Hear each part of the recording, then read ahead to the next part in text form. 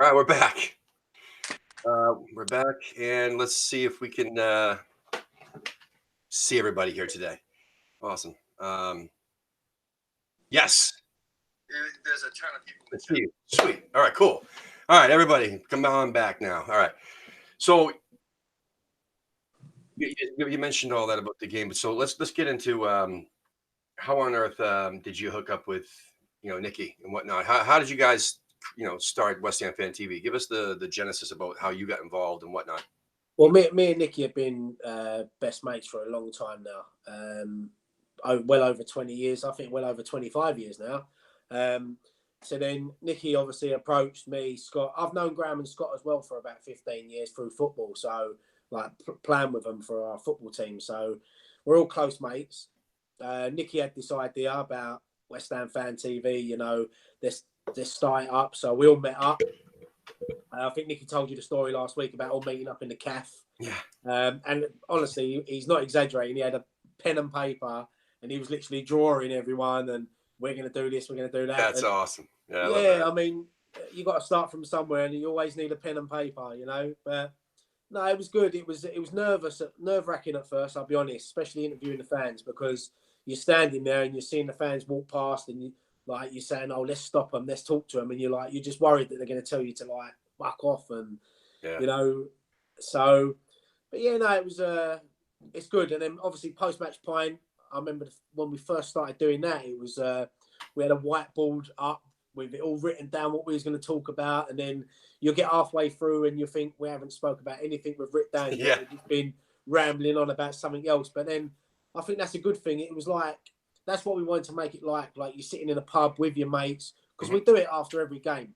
We go to a pub, we moan about this, we moan about that, and then all of a sudden we thought, well, let's just put it on camera and see how it goes. And yeah, it started off, it was a bit, you get 10 views or 15 views and you think, oh, that's a load of people. And you think you do. And I don't never take it for granted. I remember being in the beginning now, how hard it is to grow a YouTube channel. And I know we're on 44,000 subscribers now, but I remember the first 100. And there's a video of us celebrating when we got to 100 subscribers because we're thinking 100 people follow us. And and I remember, I think when it hit home for me was, I can't remember who we played, but we done a post-match pint and someone tweeted us from their home in LA and they was watching us on their telly. And I was thinking to myself, this bloke's in LA and he's watching us, us four on the channel. And it's just mental, but I enjoy it. I love doing it. I've done that, I've done that myself many a time, and even my wife and people who I'll have over the house that know nothing about or don't even care about West Ham at all.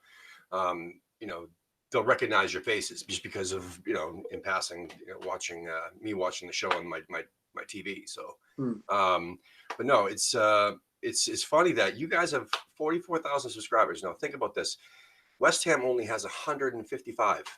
Yeah, that's like. You have almost a third of what they have. You know what I mean? Yeah, I know. As a whole. I mean, that's West Ham's official channel we're talking about here. I know. I mean, sometimes when you look at their videos, I mean, they could put up a video after the game of they've interviewed Marko Nautovic or Mark Noble, and then you'll go to see one of our fan cams or post-match pint, and we've actually got more views than him. So it's mad sometimes. But I think deep down, I mean, fans like listening to other fans. Yes. You might not always agree with them. I don't agree with some of the people that come on our channel when we interview them. I think, what are you talking about? But listen, it's their opinion. And I watch yourselves, I watch Hammer's Chat, I watch all West Ham channels because I want to hear their opinions. Because I think to myself, if I say something and then I'll see 5 other people that say something different, I think to myself, am I right? Was I a bit harsh there or am I right and they're wrong? It's one of them. So...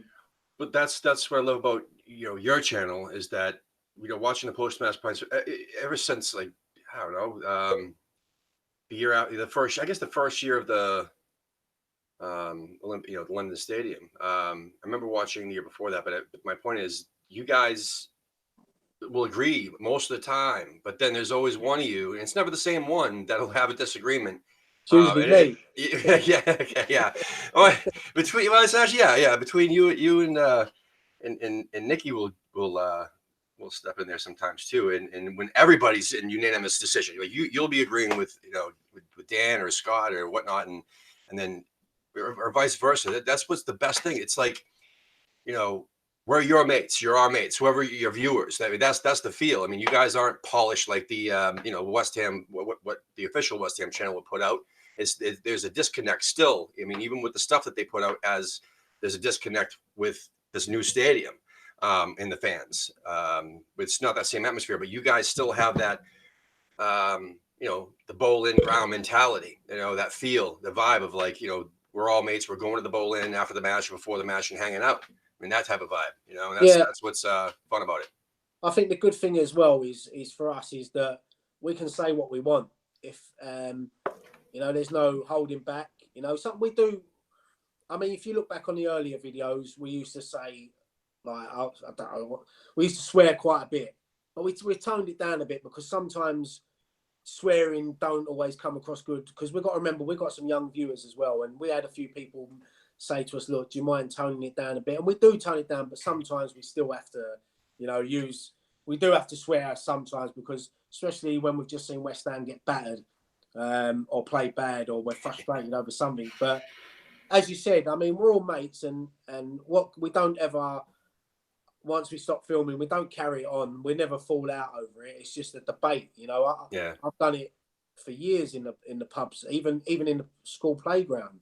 You do it, and it's just one of them things. Everyone's got a different opinion, and that's what we love about football. Is because, as I said, you can see something different from someone else, and then you can argue about it, and then you see what I do is if Scott and Dan are talking, or Nicky, I try to convince them that they're wrong.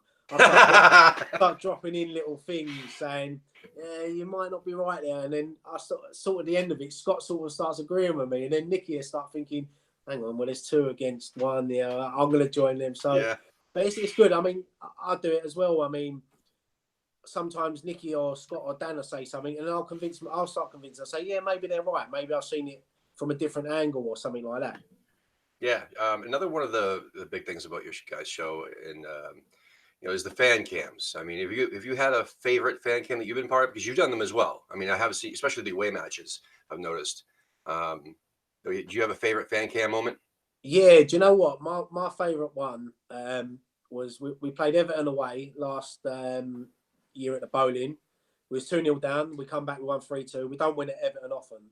And there was a bloke called Nathan.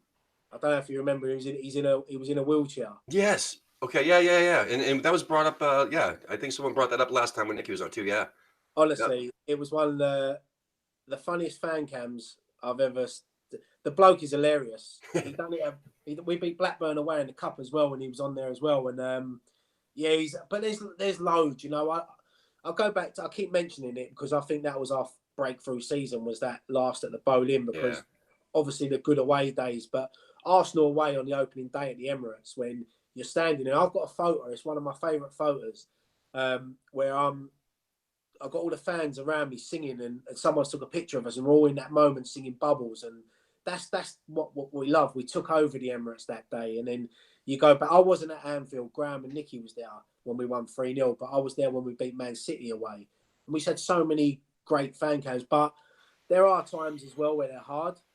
They are tough sometimes where you go to Sunderland away or Newcastle away and you get battered 3-0, and you're trying to stop people and everyone just wants to get home, so it's tough. But yeah, no, and obviously Dom Astrogugu, that rant.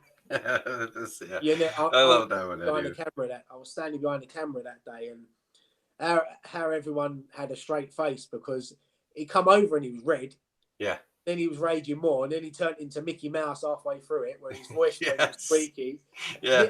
Nicky's trying not to laugh, but I think that was probably the most where I've seen Dom really angry. He was fuming that day, and I don't blame him. We just lost to Astrogugu. Yeah. That 2 years. I can't believe that 2 years in a row, man. That was crazy.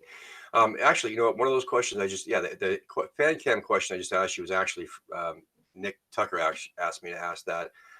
You mentioned Arsenal away that year, the Bowl-in, but would that fall under maybe your favorite away day, or what is your favorite away day you can remember? What, just through that For throughout you personally? forever? Do you know what? I think I'd go back to when we beat Man United 1-0 in the cup when Paolo Di Canio scored the winner, because back then Man United were, they still are a massive club, but they was dominating English football. Hmm. And I remember going up there, we was all thinking, oh, we're going to get spanked 4 or 5-0 today. There was rumours Di Canio wasn't going to travel because he didn't like travelling up north. We turned up that day and Di Canio was in the starting lineup. And yeah, we won 1-0. And I don't know if you remember the goal, but he went through and Bartes put his hand up to stop Yeah. play. And Di Canio just carried on. And there was 9,000 of us there that day. And Wow. yeah, 9,000. And it was unbelievable because we wasn't doing that well in the league at the time as well. So to go to Manchester United in the FA Cup, but the next round we beat Sunderland away, and then after that quarterfinals we lost to Tottenham at home. So it wasn't a great end to the FA Cup run that season. But and I'd probably say Everton away as well. That just the, like how we say, the limbs that day, arms and legs. I think I ended up about 5 rows in front because I remember we got it back to 2-2. I remember Nicky setting up the camera, saying, "Come, let's go outside and get ready." And I was like, "No, no, no, no, no. Let's wait. We're going to score. We're going to score." And then obviously we did. We got the winner, and it was an unbelievable moment. And that's what I love. I love seeing our fans. We leave early in the morning, like Everton. It's a 5-hour journey for us, so it's a long old day, 10-hour round trip. So for our fans and that day, just to get them scenes, and that's the good thing about fan cams as well, is I can look back on them moments, and that's a good thing. That's a good thing about a YouTube channel because them videos will stay with you forever. Yeah. What away trip do you enjoy the most every year? Like just the whole experience of the ride and then getting there and the atmosphere at the stadium and obviously the atmosphere being like the amount of West Ham fans that show up and whatnot. But what's your favorite away match, like away place to go, away stadium to go to? Trip. I love all London derbies. Yeah. I love the London derbies. Crystal Palace away is always a good one because we usually get something now. Yeah. So, but Tottenham away, but going up north, I like going to places like, I like going Burnley and places like, like old fashioned stadium. Yeah. You can go to the Etihad and Man United and Liverpool as well. I mean, Anfield, great stadium, but the atmosphere is a bit of a myth for me. They sing "You Never Walk Alone" when they come out, and and for the rest of the game it's silent, which is like most home grounds. But yeah, Newcastle is always a good away day. It's a better night time out in Newcastle. They love a drink up there, so yeah. And they seem to love the Londoners up there, so it's good. But yeah, London derbies for me, I love them. You can't beat them, especially when you win. We have another question here for you from Nick. He says your interview with Lampard Senior was brilliant and so natural. Have you any more lined up? Maybe the Ferdinands or Sinclair, etc. Yeah, do you know what, the Frank Lampard interview was a weird one how it come about, really, because me and Nicky went to a charity do just before Christmas for prostate cancer. And there was a few people there. Ray Winston was there, Harry Redknapp. That's awesome. There was a few other people there. And this bloke come over to us. His name was Terry. And he said he watches the channel. And it turned out he was Frank Lampard's best mate, Frank Lampard Senior's best mate. So we took his number. He said, "Oh, yeah, I'll sort an interview out with you for Frank Senior." And you just think, "Oh, yeah. One of them sure. ones." Yeah, sure. Right, yeah. Just want to get me away, get me out of the room. But no, he did. He messaged me, and then we got in touch with him, and we ended up going down Frank Lampard Senior's pub. We went in there, and yeah, he was a lovely bloke. He had so much time for us. At first, I'll be honest, because a lot of people said to me, "Why didn't you ask this? Why didn't you talk more about his career?" I'll be honest with you. I didn't think the interview was going to happen at first because he hasn't done a lot of things with West Ham. Not at all, really. Not that I know. Yeah. And I sat down with him. I pulled him to one side. I said, "Listen, Frank, I'm here to talk about you and your career, and because I don't think he gets the recognition that he deserves. He's a legend at West Ham. He's won 2 FA Cups. you know, he's up there with the likes of Billy Bonds and that for Yeah, appearances. So exactly. I said, I'm not here to make you look stupid. So he said, all right. I said, look, one other thing I want to ask you before we go on is obviously I want to mention about Frank Lampard Jr. And he said, look, I'll be honest with you, I don't really want to talk about Frank Lampard Jr. And I said, look, that's fair enough. Hmm. So we got the interview going. He said, look, I've only got about 10 minutes. So I'm thinking, oh, how can I cram this all in 10 minutes?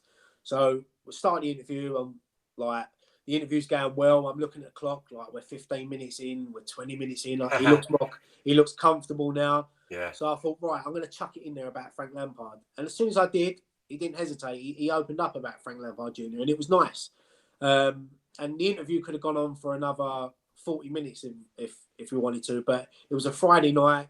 He had his friends there, and I thought, look, we'll end it now. I've enjoyed it. It's an honour to talk to someone like Frank Lampard Yeah. Senior. And I'd love I'd love an opportunity one day to talk to Frank Lampard Jr.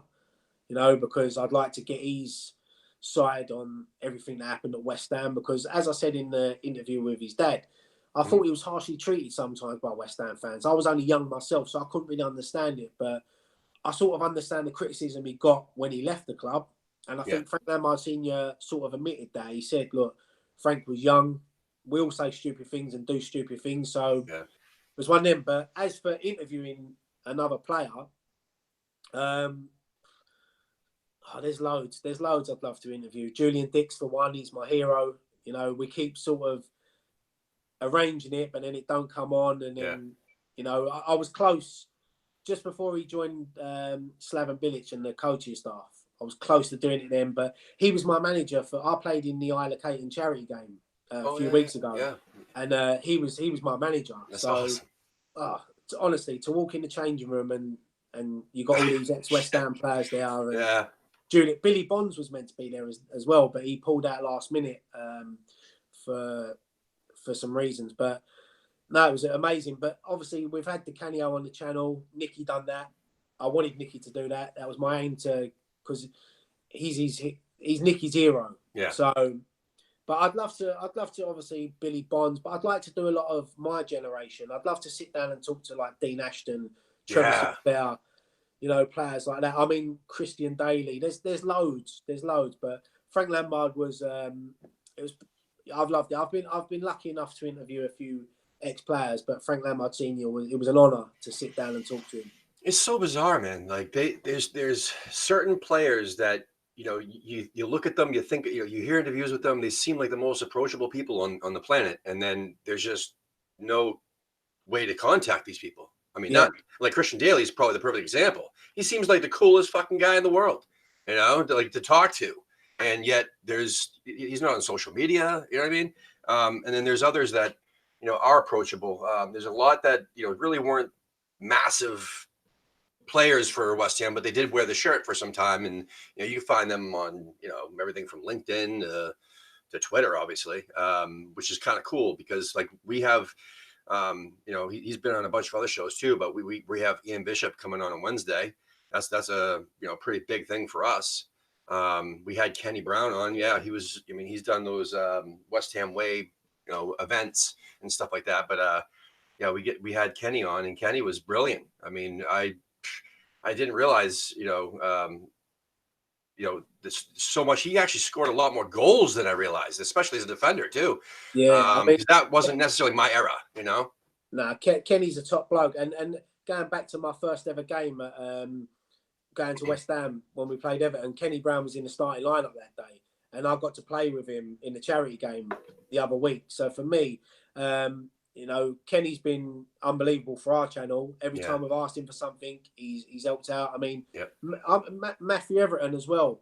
He's another top bloke. I mean, I remember we had 150 subscribers at the time, and we brought him. I wish we'd done the Matty Everton interview when we had more subscribers. Yeah, it was an unbelievable interview, and he didn't know us. We didn't know him. He turned up to our clubhouse at the time. He brought his match-worn FA Cup final shirt and his runners-up medal as well with him. That's awesome. He didn't know us, and every player, Paul Konchesky as well. He's another one. I get on really well with Paul now. I still talk to him all the time. So these people, like, you think they're an ex-football player, they're going to have an ego and that, but everyone I've met has always been down to earth, had time for us, and I find the more egos are with the current players, Oh yeah. or players that have retired in the last couple of years Hmm. because they've still got that sort of Yeah. I'm an ex Premier League player. But when you Yeah. go back to these players like Frank Lampard Senior, I mean, I think he was just in the end he was honoured and humbled that we'd made the effort to want to talk to him, but he doesn't realise how much of a legend he is at West Ham. And he's won 2 FA Cups. We've won Yeah. 3 in our history, and he's won 2 of them. So it says a Yeah. I lot. mean, And he's a he was a great guy. maniac on the pitch too. I mean, he was really really aggressive, really put 100% in every match. Every highlight we see of him, he's flying around. Yeah, he wasn't a walker. Do you know why? Um, Because players back then played for the love of football and the shirt, not money. yeah. A lot of players now, all they care about is money. They'd sit out a season just to earn money on the bench. Back in them days, they didn't have the sports science they got now. They'd play on with broken bones sometimes. Yeah. It's a great era of football. I never grew up in that era. A lot of people tell me about the 60s, 70s, and 80s. Even my era growing up, I grew up in the early 90s and early 2000s, and they were great days watching football. It's not the same now. It's not the same. No. Speaking of not the same, my first West Ham match was actually at London Stadium, so I didn't get an opportunity, and I regret this to this day. But I couldn't make it happen, and every time I wanted to make it happen, I couldn't make it happen to go over to see the Bull in. So that said, the 2017-2018 season, I saw the last 2 home matches, and I saw the Manchester United draw. And I got to go on the fan cam with Nikki, and Yeah, then the last match of the season, they beat Everton 3-1. That was the atmosphere was fantastic. So I was kind of spoiled because it was the last game of the season, and everybody was just into it. I mean, and plus playing Big Sam's team. I mean, everybody was into that game, and the atmosphere was like night and day from the Manchester United match the day, like a couple days before. So I had a great time, and then obviously, I think it was Queen's Head. That's where I met you. yeah, Yeah, yeah, and I mentioned, and that was back then, and I remember trying to talk to you about, hey, I want to get this American West Ham thing going on, and like to work with you someday type of deal. And this is before I even had any idea of what I wanted to, make the show about or do. And but no, you had time for me, man. That was the coolest part. Like we we spent a good 20 minutes talking, man. That was really, that was cool for me, yeah. And I was trying to remember the game. I'm glad you said it because I knew it was going to come up. But I remembered yeah, the pub. See, that's the yeah, most important thing. I remembered the pub, yeah, the Queen's Head. But yeah, no, yeah. Listen, I go out sometimes after the game in Stratford and have a few drinks, and I'll talk to anyone that ever comes over to me and wants to talk about whether they want to talk about the game, the channel, they want to whatever they want to talk about. I'll talk to anyone. It was nice to meet you. So I love meeting. What was the last? I'm trying to think of the game. We played a game a few weeks ago at home, and the last home game of the season, and I met the Dublin Hammers. Who was obviously the Maltese Hammer. There's hmm, loads of, it's always nice to because in this country, we love football. We live and breathe football. yeah, So it's nice sometimes to see other people in other countries that yeah, love West Ham as much as we do because a lot of people think, oh, they don't love it. It's Americans are more baseball, basketball, and yeah, things like that. But honestly, I went to Vegas 2 years ago, and it was the opening game of the season. We played Man United away, and I went to there's a British pub there, so we went to watch the game, and it was full of people. There was Man United fans in there, Tottenham fans, Arsenal fans, and yeah. they had the same passion as what we did. So that's what I love. I love it. I love seeing people from other countries that love football as much as we do, and especially West Ham. When I went over there, I got to hang out with Scandinavian Hammers. So I was in London hanging out with Scandinavian Hammers, and also a couple Germans as well. And that was surreal to me. Here I am in London, and not only all the English people. I mean, they would talk to me. I mean, they would come up to me, or they were very welcoming. The West Ham supporters, as long as you were wearing a West Ham, everybody was cool. Everybody was That's cool with you. That's it. And that's all I said. It don't matter where you're from, as long as we wear the same badge, Yeah. we're together. And here, like what the reason why we decided to make this show primarily about, you know, the American West Ham supporters groups is that some of them are really big. You know, there's some groups that'll get over 100 people in one pub. You know what I mean? And most of them average about, I'd say in a collective, they probably average about 20, because there's some that only have 4 or 5, you know, Yeah. and they'll be sharing a pub with other supporters groups who have bigger numbers, like the Arsenals and the Manchester Uniteds and so on, Chelsea's. But then there's some supporters groups out here that have the bar to themselves, and you know, they have bigger numbers. And there's a group out in Fresno that they do it at a brewery. They watch the matches at a brewery, and the brewery made an IPA called West Ham Ale. Yeah, man. I mean, it's crazy, and there's so many fanatics too out here. I'm telling you, and West Ham is just one of those groups where every single supporter that we've had on so far has just been an awesome person. I mean, really, you can tell they're just unique. They're a unique character. People who follow West Ham in general, even the ones I met over in England, you generally have, you know, character. They're not the typical, you know, glory hunting, you know, so and so. But dude, I mean, we all have their, you know, scarves, and this is a Dallas one here. You can't really tell, but Dallas Hammers. I went to go visit them. So I live in Lowell, which is about half an hour north of Boston, and I had an opportunity to go watch the Manchester United away match. It was the away match, right? Yeah, the away match, and yeah, back in May. Was no March. I can't remember. Fucking my dates are all messed up. Anyway, they had a good 25 people there in the pub, and it was awesome to be around other supporters and, you know, singing songs. I mean, there's a bunch of expats over here in different groups that, you know, lead the charge with the sing song and whatnot, and it's just phenomenal. It really is. And you know, that's part of the thing, is that we want to showcase that so that other people can start doing the same thing. Like my co-host and I are going to be doing the same thing up here next season. We're going to find a place to go just for us, and then hopefully, you know, recruit more people to come to the pub with us, because Boston for us is a pain in the ass to get to. It really is. I mean, it's I guess you'd say like London, man, but the people who developed the city of Boston and its roads had no fucking brain in their head. And then obviously it's so old, and then over time they just keep building and building and building and building and building around everything, and you can't really remap the roads or anything. So there's no direct way anywhere.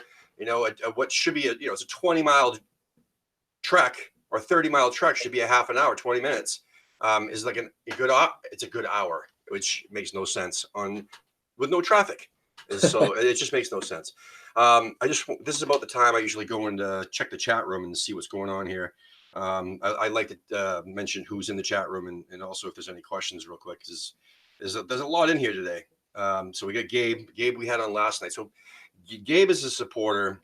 He's like 16 years old, from Austin, Texas, and he's watched every single one of our shows. So we said, to say thank you, we had him on as a guest last night, along with another guy from Philly who also is in the chat room every single episode we do.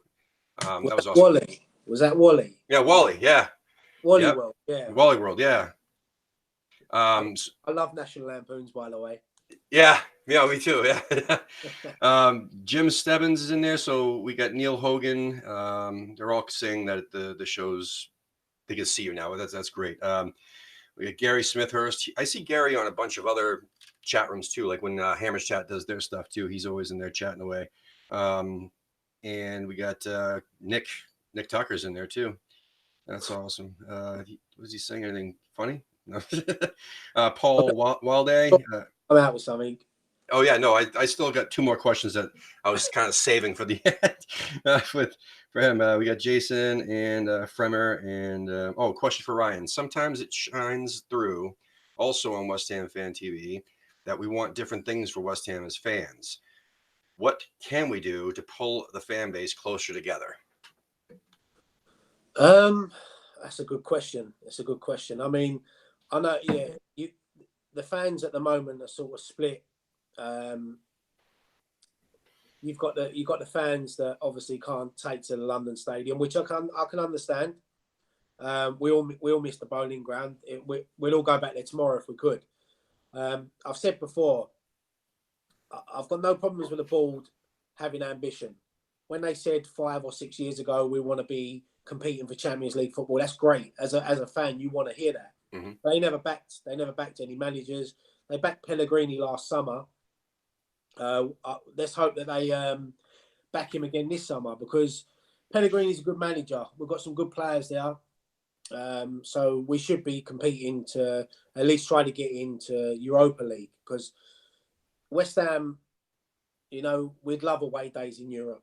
Yeah. I know a few people that have been out there for the England games in Portugal the last few days, and seeing all their videos and that, you'd love to go abroad and support your team.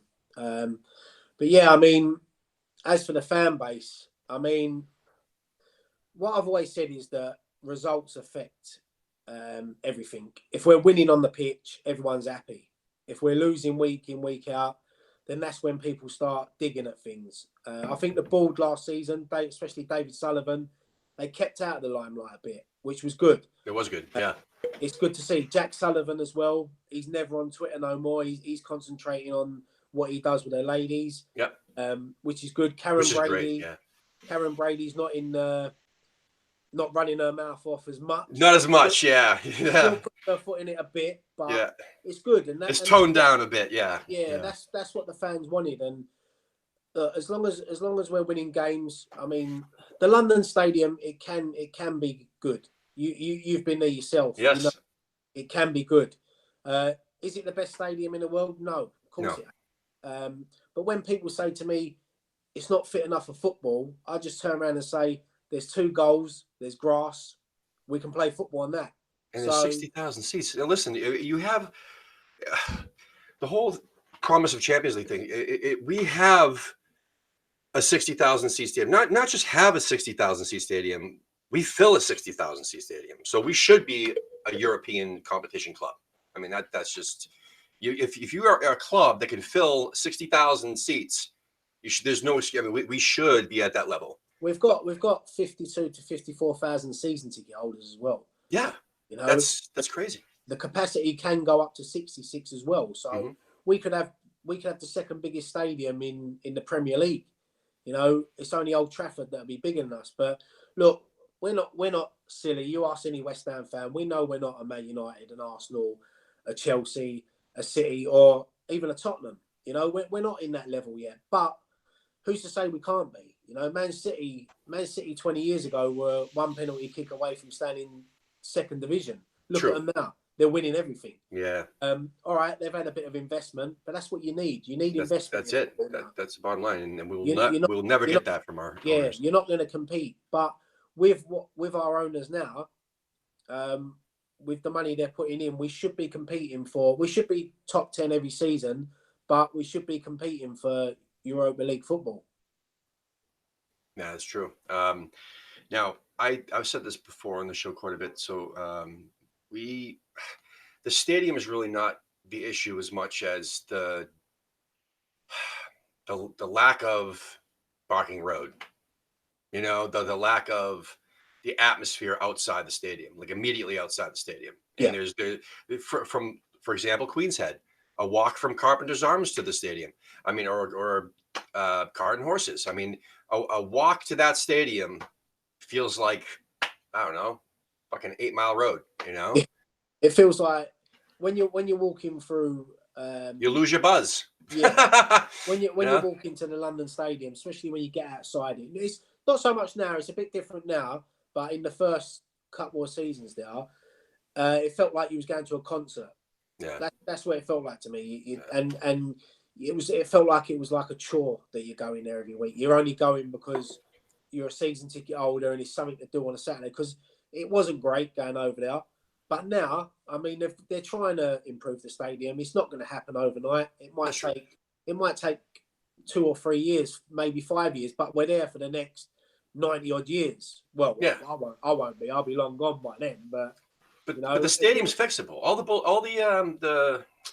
all the things that people gripe about the stadium they're fixable. I mean, they're fixable. It's just not immediate fixes, but they're fixable, like you're saying. Like it can improve over time. It's just, again, outside the stadium, there needs to be more shops and restaurants or something with an atmosphere, or what are those things called, where not the tents and stuff like that, or the mobile, like, food trucks per se. Yeah, they've got them out there now, and they've also got Some, yeah. yeah, they've But also got like a Heineken fan zone thing. It's not massive, but they usually get like a couple of ex-players out there, like Colton Cole, yeah, and that's a Jack good Williamson. start. Yeah, And then afterwards they have a band playing, so people stay behind after now and have a few beers, and there's a band playing. But look, there's loads of improvement. There's loads of land around there that they can do things. mm-hmm. But they got to put their money down and do it, though. Yeah. Let's see here. We did have another question. All right. So Gary's asking, what's your favorite pre-match watering hole? I like the Queen's Head. I like the Carlton Horses as well. Nick Tucker obviously runs Metalhead Hammers there. It's nice and quiet. Nick will like me promoting this, but do you know what I like going around all sort of different pubs, you know, but the Queen's Head's decent. You've also got the Golden Grove, which is like a Weatherspoons type sort of pub. Yeah. But most of them are getting more packed now. It's a shame that the old pubs in Plaistow and obviously the bowling at Upton Park, you know, they're obviously fading away now. But that's the sad reality of the move. But there's a wherever I can get a drink quick. That sounds like the best answer. All right, we got a Nick question here. So, is the reason you moved West Ham Fan TV post-match pint to the legendary Carton Horses because you're a metal fan? I'm sorry, I can't read this right. As you've been seen to wear a cardigan, and it's a very odd mix. Yeah. So. And I had a red wine that night as well. So, but no, look, it was cold. And I'm sure Nick Tucker wears cardigans as well, but just not for the football. No, I know. I just love these, man, and I appreciate. Nick's been very helpful to us as well. Nick Tucker, and he's given us some pretty cool stuff. We had his partner in crime there, Batman Wayne, on for one of our shows, and that was a lot of fun. And he always comes up with these funny questions for our special guests. So Nick's a top bloke. I've only known him since I've met him since we were doing this channel, but we meet up nearly every home game now, and I see him at away games as well. And obviously, we both love boxing as well, so we always talk about that. And I talk to Nick all the time. We always message each other. He's a top bloke. And that's his next question. That's his last question, actually. As we know, you're a big boxing fan. Well, what's your take on, I guess, Anthony Joshua? I'm assuming AJ. And out of the current crop of West Ham fans boxers, who do you rate? Me, it's Mark Little. Yeah, we're lucky at West Ham because we've got obviously Mark Little, Charlie Duffield. I played with both of them in the charity game as well. It's the first time I met Charlie, and then you've also got Sammy McNess and Tay as well. There's quite a few out there. We're lucky with West Ham, and most of them fight at the York Hall. Charlie Duffield's actually fighting on the undercard for the Dylan White at the O2 Arena, so that's going to be a huge night for him. But I mean, the AJ fight, it was a shock, but as Nick knows, nothing's guaranteed in boxing, and everyone was laughing at him, including myself. You look at Ruiz, he's not in great shape. Not at all. He's a big boy. But, AJ weren't expecting it. But AJ's got a rematch, and I'm sure that AJ will come out and he'll get his belts back, and then hopefully he can fight Wilder and put him on his ass. Ooh. Yeah. I would love to see that. Got another fan question here. So this one's from Jim, who's going to be doing some stuff with our show actually soon. Jimmy, Does Ryan follow any other sports besides football? Yeah, well, one we Well, just talked boxing, yeah. boxing. Yeah, I mean, do you know what? I watch a lot of. I wouldn't say like we obviously rugby over here. Do you know one thing I will say? Right, I've been to America a few times, and I can still not understand American football. I still can't understand it. It's one of those things, man, where, when it first started, and also in the, the early years, back when, like we were talking about before, the different eras. I mean, Yeah, every era has its way, and it was interesting, and it was really um, aggressive and forceful and whatnot. Now it's just a bunch of, I don't know, thugs who care more about their tattoos and whatnot, and getting in, jumping one guy on the other team in fist fights and stuff like that, and showing up for TV than actually playing the fucking game. So, Are you still talking about American football or Millwall fans? yeah, good one.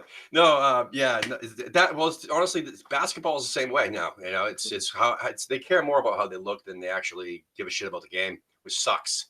So Yeah, no, I've lost complete interest in all sports. I mean, I went to a Red Sox game yesterday, and um, I was half paying attention, man. It was just, baseball's tough too. I mean, I love the sport. I love the fact that it's our oldest sport here, and it's the national pastime here, and whatnot. And there's a lot of history, and I love history. But other than that, the game itself it's tough. yeah, no. I'd say boxing for me is my favourite sport. I love football, but I love boxing just the same. That's awesome. Let's see if we get any more questions in here. I did see there was a couple. Shit about the way where I said that one. And they no, not much else. But let's get into, before we go, about some of your favorite players. Who's like, obviously, did the fact that Tony Cotti scored the first two goals, I mean, that you've ever seen live, did he become like a favorite player of yours, or was there somebody else on the team that when you were younger was like, hey, this is my man, this is my favorite player, I would love to emulate him, or whatnot? Yeah, no. As I said, Tony, and every time I've seen Tony Cotti, I always reminded me. I said you'll always be the first player I ever see score a goal live at the Boleyn. Yeah. Tony Cotti will always be a special player, but for me, my all-time favourite West Ham player and hero is Julian Dix. Yeah. Okay. Yeah. Always has, always will be. No one will ever come close to him. I'd always love other players. Like I love Mark Noble, but Julian Dix for me was just what meant to be a West Ham supporter. He was like, he played for the badge, he played for the fans. He wasn't the quickest. He wasn't the most skillfulest, but he'd give you everything, 110% every week. And I used to, believe it or not, when I was younger, I used to shave all my hair off to be like. Honestly, I've got photos. That's awesome. I used to rip my shirt like Dixie, and yeah, I love Julian Dix. And as I said, for him to be my manager the other week in the Isle of Caton charity game it's a moment I'll never forget. And I remember pulling him to one side after the game and just saying to him, "Look, thank you for giving me this opportunity. I'll never forget it." And he just sort of like, yeah, he looked at me like he was going to rip me. And yeah. I love you, Julian. Yeah, that's awesome, man. Yeah, that's one of our, as a show's collective over here, like, that's one of our favorite players of all time would be Julian Dix. Another one is obviously DeCanio and whatnot, but a personal favorite of mine, because I don't know what it is, man, but I just fucking love defenders. I love defenders who can score with their head and, play a full season and, not go out for 2 years and whatnot. And on a who knows what injury. I mean, yeah, they hurt. I don't know. Anyway, James Tompkins is my favorite all-time defender. I don't know what the fuck, but that guy he was always in the right place at the right time when it came down to set pieces. He scored a shit ton of goals for a defender. That to me, in our era, I mean, that's one of my all-time favorites. The fact that he was an academy kid, I love that. I mean, I love academy people that can come through. Like, Yeah. now Declan Rice is probably my favorite player on the team. Because I love seeing our own products, like, at least even if they didn't start with us, but they were academy and came through and got the opportunities and kicked some ass to stay in the team and show that passion every single match, man. So yeah. I've been quite lucky in the era of me supporting West Ham. I've seen Rio Ferdinand come through, Joe Cole, Frank Lampard, Carrick. This is why I love Mark Noble, because he's like having a fan on the pitch. He loves the club. Yeah. He loves the fans. I can't understand sometimes why he gets so much criticism. But I think in 5 years' time, when Noble's finally retired, and people are going to be saying, I wish we had a player like Mark Noble in the team, because he's very underrated, I think, for what he does for West Ham. People say his legs are gone, but season after season, he keeps providing in big games. And Tottenham away last season, he knew what it meant to the fans. So he put in a couple of hefty challenges, get the fans up for it. But you're talking about James Tompkins as well. I think we sold him too soon. I agree with you. I love James Tompkins, and Jack Collinson was another one. It's a shame what happened to him. He had to retire so young. We're lucky at West Ham. He was also one of my favorite players until and now we've got young Declan Rice as well. And I just hope it's going to be hard, but I hope we can keep hold of Declan Rice, because I think that he can have a great career at West Ham. I think if he was to go off and join a Man City, we've seen a lot of young English talent go to Man City and Chelsea over the years and just rot away. And Declan Rice can be a legend at West Ham. He's 20 years old and he's got over, I think he's coming up to 80 appearances already in the first team, which is unreal. Yeah, I mean, as long as they don't, I mean, I would prefer they just don't sell them to anybody in the Premier League. I mean, just sell them to La Liga or something like that. Sell them to Real Madrid or Barcelona or whatever. Yeah. But I would hate to see them. I mean, I don't think there's any of it. I think that if they were to sell them to a team in the Premier League, they'd have to charge more money, and like another 20 mil over his valuation, just for the pain that we're going to suffer because he's so good. Well, I just see on the telly before I joined you, Harry Maguire, Leicester City defender, obviously England international. Man City and Man United both want him, and they're talking about £80 million for Harry Maguire. No. So come on, that would make him the most expensive defender in the world ever. I just don't see it. Nor do I. Wow. I don't know where they're getting, but he's English, and for some reason English players, they double their money. Yeah. You mentioned earlier on, I wanted to mention, because you were talking about the board and whatnot, and they spent money last year. They spent a lot of money last year. It wasn't necessarily, I mean, there's different reports saying it's not their money that they spent and whatnot, but that's irrelevant. They brought a lot of players in last year. Now, with all the rumors going around right now about that duo out of Celta Vigo, do you think that if we've put all of our money into that transfer, would you be happy? Like this summer window? I mean, think about the quality of the players and what we need for as a club right now. I mean, would that suffice? Yeah. I mean, the two players at Celta Vigo for me is a lot of money, and it's a risk because they've never played in the Premier League before. But sometimes you got to take a risk. If we was to go out and that'll be our whole transfer window, just them two, apart from the goalkeepers that were signed. Yeah. Would it be a successful window? No, not really, because we need to strengthen in midfield. We need to strengthen at the back as well, I think. With the strikers we've got leaving the club, we obviously need to bring in at least 2, maybe 3 strikers to replace them. So I trust Pellegrini. I've said this before. I trust him. I think he's going to go out and get the right players. I think we got the right players last summer. They didn't all work out. I mean, Yarmolenko for me was a massive blow. He was just settling into the Premier League, and then he gets that horrific injury that rules him out for the season. Jack Wilshere is one of the most talented English players about. But once again, he can't stay fit. But from what I've seen of him in pre-season, he's really trying hard to get fit, and that's what I want to see. Just like Andy Carroll, no player wants to get injured. No player wants to sit in the dressing room injured. But there seems to be, you're right, but there seems to be a difference between Wilshere and Carroll, though. I mean, you can see, like you mentioned, you can see that Wilshere is really trying, though. He's not going to Ibiza and fucking or Tenerife and getting shit faced and Yeah. flying over to Vegas and hanging out and shit. He's trying to get back. Like you can tell that Wilshire wants to come back and he wants to be here, which is I'm really excited for, because you're right. If he stays healthy, shit, we're all set. Do we really need any fucking transfers? Like between Yarmolenko, he can play forward. I mean, technically, I mean we've and God Almighty, you're right, man. That Everton match where right before he got injured, I mean he was just getting there. He's really exciting, man. I cannot wait to see him at full strength. I remember me and Nicky went to Ipswich away in pre-season, and Yarmolenko played about half hour, and he looked unfit. Yeah, we thought, is this going to be another waste of money? Gorkin Torre. he really, really knuckled down. And that Everton game, 2 goals. And then he just got that horrific freak injury against Chelsea at home. And it's just one of them things as a football player. Things like that are going to happen during your career. Yeah.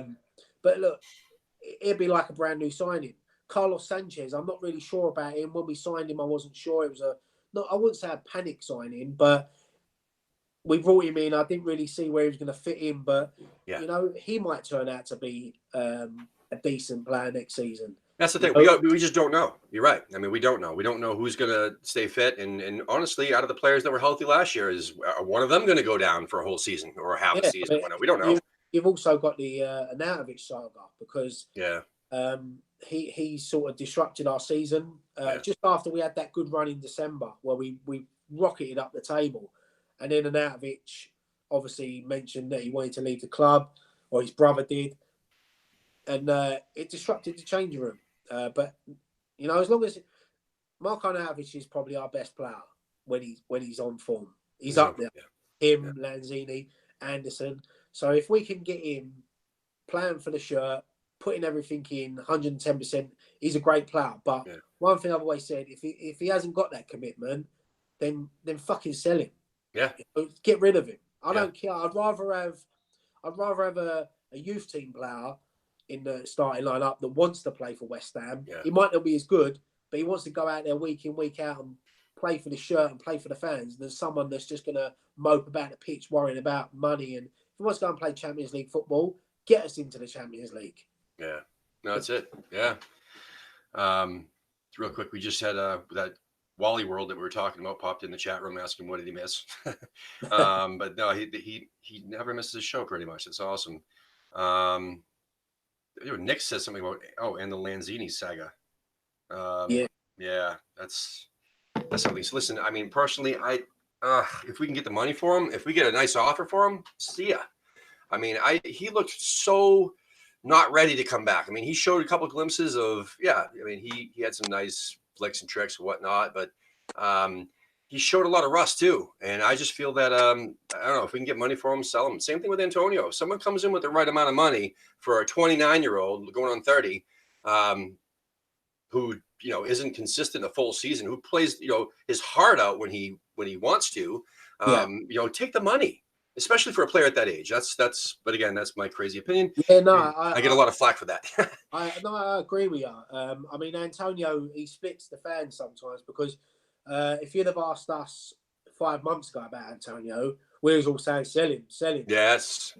The second half of that season was like the Antonio we all fell in love with, and that last season at the Boleyn. He gives everything, because what I love about Antonio is he's strong, he can run. He's not the most skillfulest, and he sort of confuses himself, which confuses the defenders. Yes. Then no one knows what's going on.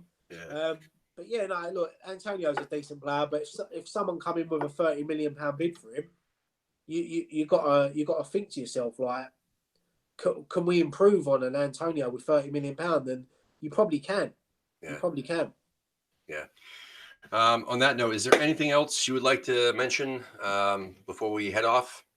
No, I just I'll quickly say to you boys, I'll try to watch you as much as I can. Thank you, man. You're doing great. You remind me of us when we first started. Don't ever give up. Keep going. Oh, I'm exhausted, dude. Don't worry. Don't worry about views. Don't look at it and think, we're only getting 200, 300 views. Don't worry about that. Just keep going, because it will come. And if you just be consistent, that's what people like on YouTube. Be consistent. You know, we learned that. Don't worry about if you've got 100 subscribers or 100,000 subscribers. You know, your opinion just means as much as anyone's. Mm-hmm. You're representing West Ham in America, yourselves and all the other American hammers. You know, it's good. And just say don't give up. And you get in the beginning, it's all positive comments. You will get negative people. Oh yeah, especially on Twitter. Yeah, just I'm a fine one to say this, but learn to ignore it. You know, don't, because I've been through it. You can get 100 good comments, you'll get one bad comment, and that's the one that sticks in your mind. Yeah. You know, that's the one you remember, and you think like, well, why don't they like us? You know, what have we done wrong? You know, we're only sitting here talking about football, and West Ham, but no, just keep up the good work. You know, yeah, anytime you need anything from us or Nicky or anyone, we'll always be here to help you. I appreciate that. It's been awesome. It was awesome meeting you in person because you, like we mentioned earlier, that you were very approachable and very nice, and that was cool. And listen, we love your show. Everybody on our show loves your show, and we look forward to all the content you guys put out, and it's definitely one of the main reasons why we're doing what we're doing. Well, next time you're over for a game, you can come on post match point. Hell yeah, I'm there, man. Let's go. You can get the beers in, and you can be on post match point. Awesome, brother. I'll bring my Strava craft coffee. I'll bring a pint of that. No, listen, man. Before we go, I do want to mention one thing. That's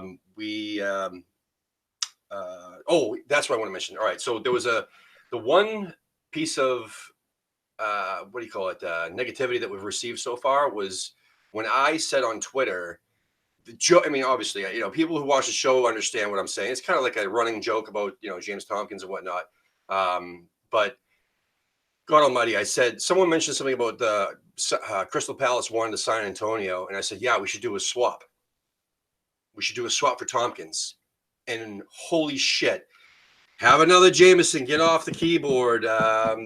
Fucking all these negative comments. Boom, boom, boom, boom. Like, you don't know what the hell you're talking about. You shouldn't even have a channel. All because I said, we should swap Antonio for James Tompkins because we could use another center back, and we need to get rid of Antonio. But this is the it wasn't serious. Yeah, this is the thing with Twitter. But even if it was serious, that's your opinion. Exactly. You know, and this is the thing with Twitter and social media these days is that if me and you was in school and we had a debate in the playground, we'd go home. That's the end of it.